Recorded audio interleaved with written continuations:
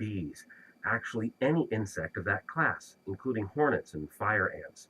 If you've ever been stung or bitten, you know how painful it is. But stings and bites usually aren't dangerous unless you have lots of them at the same time or unless you have an allergic reaction to the venom. A massive allergic reaction to a sting is known as anaphylaxis. The term anaphylaxis is Greek for a lack of protection, but the name is sort of inaccurate. Anaphylaxis is actually a disease, a severe form of allergic over-response by the immune system when it's suddenly faced with a foreign substance. That foreign substance is the bee's venom, or in some cases, it's certain foods like nuts, eggs, shellfish, or drugs, especially antibiotics like penicillin. Anaphylaxis, or anaphylactic shock, is one of those true emergencies where minutes can make the difference between life and death. It can start within seconds, although sometimes it has a delay of 30 minutes or more. Excuse me, Professor Watson, but how do you recognize it? I mean, there's a difference between a few seconds and 30 minutes. So like, how do you know when a person's in anaphylactic shock? Sometimes it's hard to identify the real reason why someone is in trouble. Unfortunately, that's what happened last year to a little girl who ate a peanut cookie at a birthday party. No one who was with her at the time knew she was allergic to peanuts, so they didn't know why she suddenly went into respiratory distress. The reason, of course, was anaphylaxis. But by the time the medics got there, it was too late, and the girl died. So, how do we identify anaphylactic shock? The first sign is the victim becomes very weak and feels sick.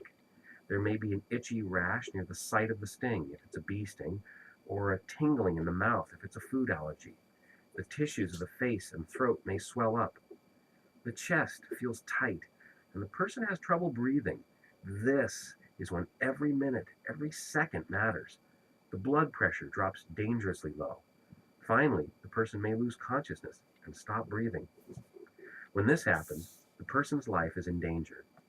Anaphylactic shock, as you can see, can be life-threatening in some cases. What happens to the immune system? First, it has to be exposed previously to the offending substance, the bee venom, the peanuts, or whatever. People don't get anaphylaxis from their first bee sting. The immune cells that produce antibodies, they have to be sensitized to the offending substance at least once before they overreact to it the second or third time. We don't understand why some unlucky immune systems go crazy the next time they encounter the same substance. But some immune systems do sort of go crazy. The cells pour out far more antibody than they need. This sets off a whole series of reactions involving the release of histamine into the bloodstream. Histamine makes the blood vessels dilate and get leaky, and the liquid part of the blood leaks out into the tissues. This is what causes the skin rash, the potentially fatal swelling, the narrowing of the airways, and the drop in blood pressure. The worst part is all of this happens within minutes. Because this can happen so fast, going into shock, how do we prevent, is there a way we can stop somebody from dying of this? With anaphylaxis, a few minutes can make the difference between life and death. So the keys to survival are being prepared and acting quickly.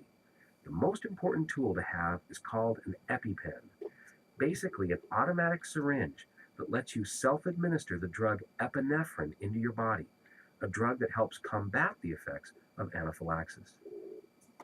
One type of